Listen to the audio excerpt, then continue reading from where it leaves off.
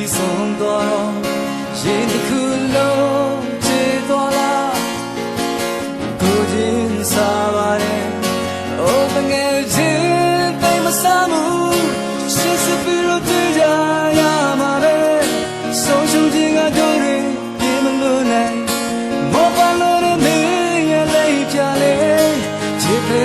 လားကံကြမ္မာဆိုတာကချိုးတယ်လေခါတယ်လေခုလေဒီလိုပေါ်အောင်မြင်လာရှုံးနေလိုက်လက်ကြတဲ့ခိုက်ွယ်ငယ်တဲ့မင်းနှလုံးကအကြောင်းလေးကအမြဲတမ်းအမတ်တရားပေါ်ရှစ်စရမယ့်နေရဘဝတစ်တွေချစ်တယ်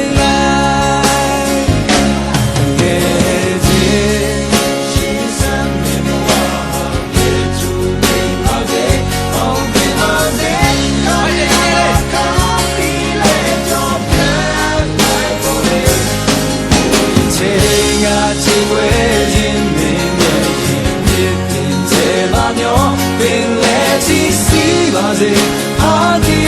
ကရှောင်းနေ